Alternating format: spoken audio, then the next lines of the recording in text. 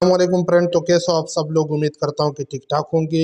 मेरा नाम उमेर खान है और आज एक नई वीडियो के साथ हाजिर हो। इंशाल्लाह आज की इस वीडियो में आपको बताऊंगा कि आप लोग कैसे रोमानिया का नया अपॉइंटमेंट बुक कर सकते हो। इसके लिए कौन कौन से डॉक्यूमेंट चाहिए, कितना आपका खर्च आएगा, कितनी देर में अपॉइंटमेंट मिल जाता है और किस वेबसाइट के थ्रू आप अप्लाई कर सकते हो।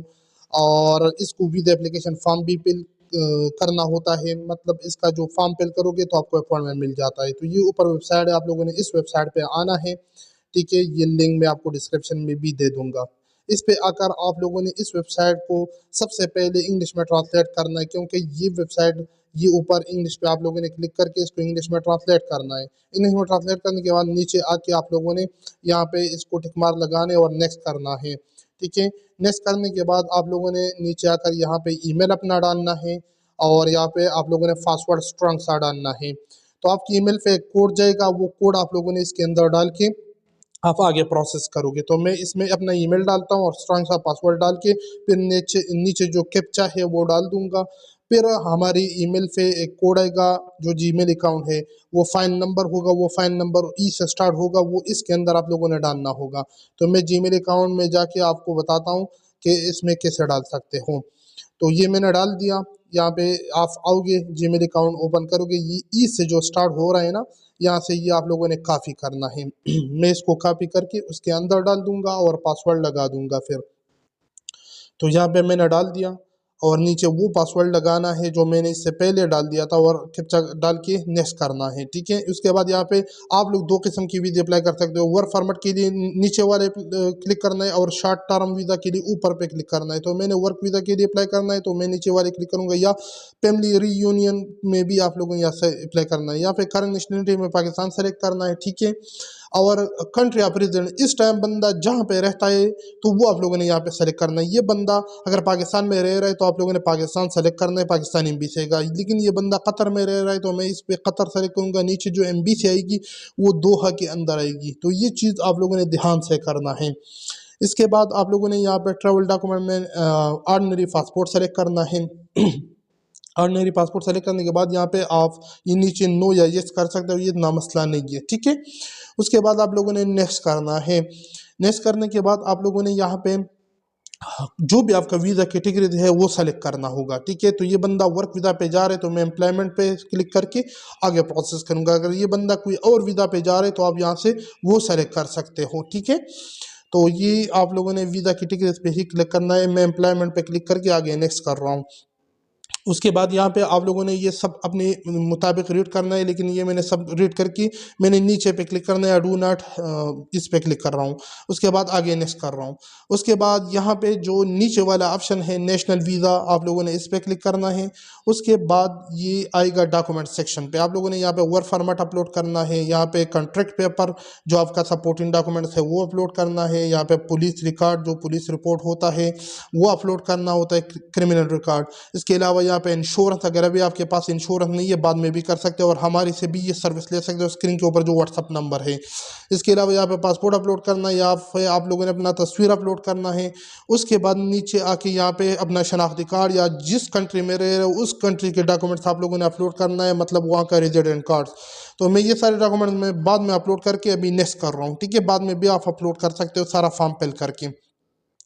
उसके बाद यहाँ पे आप लोगों ने ये सारी रीड करना है। मैं इस नीचे वाले ऑप्शन पे क्लिक करके आगे बढ़ रहा हूँ। ठीक है, आप लोगों ने अपनी मर्जी के मुताबिक डिटेल डालना है। यहाँ पे पासपोर्ट के मुताबिक सर नेम, यहाँ पे पासपोर्ट के मुताबिक फर्स्ट नेम।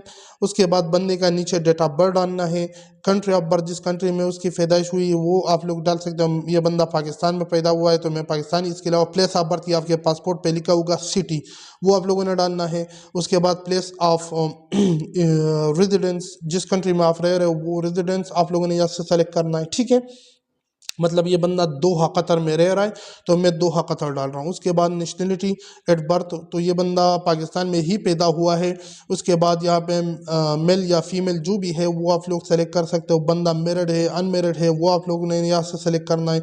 उसके बाद उसका नंबर डालना है और नीचे डिटेल में उसका फादर सरनेम, फादर नेम, पास ये ज़रूरी नहीं है, लेकिन आप अगर डालना चाहो डाल सकते हो। उसके बाद नेक्स्ट करना है सेव करने के बाद, ठीक है। उसके बाद यहाँ पे पासपोर्ट आएगा, ये एक एक सेक्शन में जा रहे हैं। यहाँ पे बंदे का ट्रेवल डॉक्यूमेंट जो पासपोर्ट नंबर है वो डालना है। पासपोर्ट इशू कंट्री पाकिस्तान से इशू हुआ है।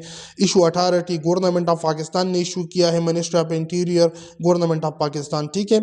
उसके बाद वो यहाँ पे पासपोर्ट इशू डेट डालना है, पासपोर्ट का एक्सपायरी डेट डालना है। उसके बाद जिस कंट्री में ये बंदा रह रहा है उस कंट्री में उसको वापस इजाज़त है कि वो वहाँ पे वापस आ जाए, तो यस ये बंदे को इजाज़त है कि वो वापस आ सकते हैं। या जिस अगर बंदा पाकिस्तान में ही रह रहा है तो फिर ये नीचे वाला ऑप्शन सेलेक्ट करना है। लेकिन ये बंदा कतर में रह रहा है और कतर का यहाँ पे ID कार्ड नंबर डाल दूंगा, ठीक है, और उसका एक्सपायरी डेट भी डाल दूंगा।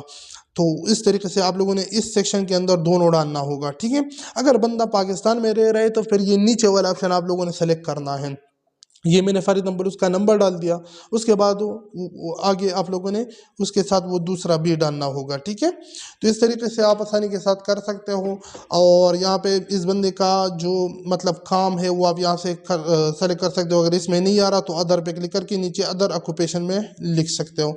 उसके बाद यहाँ पे कंपनी का नेम, कंपनी का मोबाइल नंबर, कंपनी का एड्रेस, लेकिन ये यहाँ पे ऑप्शनल है, ज़रूरी नहीं है। अगर आप डालना चाहो डाल दो, नहीं तो आगे प्रोसेस करी, आगे भी इसमें ऑप्शन आ रहा है। तो इस तरीके से आप लोगों ने आगे प्रोसेस करना है, ठीक है। उसके बाद यहाँ पे आप लोगों ने मेन डेस्टिनेशन रोमानिया लिखना है और उसके बाद मल्टीपल यहाँ से सेलेक्ट कर सकते हो। ड्यूरेशन 90 डेज यहाँ पे सेलेक्ट करोगे। अगर बंदा प्रीवियसली गया है यूरोप या रोमानिया में तो यस करे और यहाँ पे डिटेल लिखे, अगर नहीं गया है तो नो कर सकते हो, ठीक हो गया। उसके बाद नेक्स्ट करे। इसके बाद आप लोगों ने ये इस सेक्शन पे आएगा। अब यहाँ पे आप लोगों ने अपना ट्रैवल डेट लिखना है। तकरीबन 1 महीने बाद कोई ट्रैवल डेट डाल सकते हो और उसके बाद 3 महीने बाद वापसी का डेट भी डालना पड़ेगा। उसके बाद member state of first country यहाँ पे रोमानिया लिखना है, यहाँ पे रोमानिया एयरपोर्ट बॉर्डर फोर्ट, ठीक है। इसके अलावा मेन डेस्टिनेशन रोमानिया, यहाँ पे प्लेन राउट कतर से ये रोमानिया जाएगा, ठीक है, वो मैंने लिख दिया। इसके अलावा एयरोप्लेन के थ्रू जाएगा, ठीक है, बाई एयर। इसके अलावा आप लोगों ने यहाँ पे कंपनी के एड्रेस यहाँ पे ज़रूर लिखने हैं। कंपनी का नाम हो गया, कंपनी का मोबाइल नंबर, उसका अगर ईमेल है, ये सारी इंफॉर्मेशन आप लोग यहाँ से लिख सकते हो, ठीक है। जो जो चीज़ें आपके पास अवेलेबल है, जो इन्फॉर्मेशन यहाँ पे लिख सकते हो। उसके बाद वो आपका ये कास्ट कौन बर्दाश्त करे। अगर आप खुद कर रहे हो तो यहाँ से खुद आप माई सेल्फ पे क्लिक करके, अगर कंपनी कर रहेंगी तो कंपनी का नाम यहाँ पे लिखना है, ठीक है। ये दोनों में आप एक सेलेक्ट कर सकते हो। उसके बाद नीचे आके यहाँ पे कैश, ट्रेवल चेक वगैरह, इसमें 2-4 आप सेलेक्ट करो और फिर आगे प्रोसेस कर दो, ठीक है। इसको सेव करना ज़रूरी है और आगे प्रोसेस करना है। फिर नेक्स्ट आओगे, यहाँ पे आप लोगों ने अपनी फैमिली की डिटेल लिखना है। अगर आपका स्पाउस है, आपने शादी की है तो उसका नाम, उसका डेट ऑफ बर्थ, तो ये सारी इंफॉर्मेशन लिखनी है। उसके बाद नेक्स्ट करना है। अगर नहीं है तो इसको छोड़ दे। ये बंदा अनमेरिड है, मैंने छोड़ दिया। उसके बाद यहाँ पे 2 ऑप्शन आएगा। तो इसमें अगर कंपनी आपको बुला रही है तो आप लोगों ने यहाँ पे ये वाला सेलेक्ट करना है जो मैं सेलेक्ट करूँगा, ठीक है। इनमें 2 ऑप्शन होते हैं। उसके बाद वो फर्स्ट नेम कंपनी का और सर नेम लास्ट नेम लिखना है। अगर कोई पर्सन आपको बुला रहा है तो आप वो पर्सन की डिटेल लिख सकते हो, ठीक है। तो इसमें मैंने सारी डिटेल एड्रेस वगैरह लिख दिया, आगे प्रोसेस कर दिया। उसके बाद आपने अपनी पाकिस्तान, अगर आप पाकिस्तान से हो तो अपनी होम कंट्री की डिटेल डालनी है, अपना एड्रेस डालना है और नीचे मुकम्मल एड्रेस डालना है, ठीक है। तो इस तरीके से मैं कुछ भी लिख रहा हूँ लेकिन आपको सही करना है। उसके बाद नेक्स्ट करना है, लास्ट स्टेप पे जाएगा। ये जो लास्ट स्टेप है ना, ये बहुत ज़रूरी है। इसमें आप अपने सारी डिटेल चेक करोगे कि आपकी डिटेल सही है तो फिर आप लोगों ने आगे सबमिट करना है। अगर आपकी डिटेल सही नहीं है तो यहाँ पे नीचे एडिट का ऑप्शन होगा। आप लोगों ने वापस एप्लीकेशन में जाकर इसको एडिट करना होगा ताकि मसला ना हो, ठीक है। ये अपडेट, नीचे अपडेट का ऑप्शन है, आप लोगों ने अपडेट करना होगा। अगर उसके बाद सेंड फाइल पे क्लिक करना है और ये एप्लीकेशन डाउनलोड ज़रूर करना है। अगर आप डाउनलोड नहीं करोगे तो बाद में ये एप्लीकेशन आपको नहीं मिलेगा, आपने ज़रूर डाउनलोड करना है। उसके बाद अगर किसी चीज़ में गलती है तो अपडेट पे क्लिक करके उसको अपडेट करना है। अगर किसी चीज़ में गलती नहीं है तो फिर नीचे सेंड पे क्लिक करना है, सेंड फाइल पे, तब सेंड करना है। तो ये प्रोसेस आप हमारे थ्रू भी कर सकते हो, खुद भी कर सकते हो। अगर आप लोगों ने हमारे थ्रू करना है तो हमारे 5,000 रुपये चार्जेस है, हम आपके लिए कर देंगे। और ये देखिए मैं एप्लीकेशन डाउनलोड भी कर रहा हूँ। आप जो व्हाट्सअप नंबर है इस पर आप हमसे रब्ता करोगे तो हम कर देंगे। तो ये आपको इस तरीके से जब में मिलेगा, आपने इसको एक्सट्रैक्ट करना है। इसके अंदर आपको एप्लीकेशन मिलेगा, ये देख ले, ये एप्लीकेशन है, इसको ओपन करना है। इसमें देखना है कि किसी चीज़ में तो गलती नहीं है। अगर गलती है तो उसको आप सही कर सकते हो। वापस एप्लीकेशन के अंदर डाल के वहाँ पे मतलब ये अपडेट पे क्लिक करके, ठीक है। तो इस तरीके से आप आसानी के साथ हमारे से भी ये सर्विस ले सकते हो और फिर नेक्स्ट पे सेंड करके एप्लीकेशन आपका आगे चला जाएगा, ठीक है, इस तरीके से। तो उम्मीद करता हूँ वीडियो आप लोगों को पसंद आएगी। और जब आप एप्लीकेशन सबमिट करोगे फिर टोटल एमबी से पे डिपेंड करके कितने दिनों में आपको वापस जवाब देते हैं, ठीक है। तो अपॉइंटमेंट आजकल पाकिस्तान में एक एक साल बाद अपॉइंटमेंट मिल रहा है, ठीक है। हमारे पास कोई भी अर्जेंट सिस्टम नहीं है, हम नॉर्मल अप्लाई करते हैं फिर एमबी से पे डिपेंड करके कि आपको कितने दिनों बाद अपॉइंटमेंट देते हैं, ठीक है। तो मिलते हैं अगली वीडियो में और मुझे दीजिए इजाज़त, अपनी दुआ में याद रखिए। अल्लाह हाफिज़।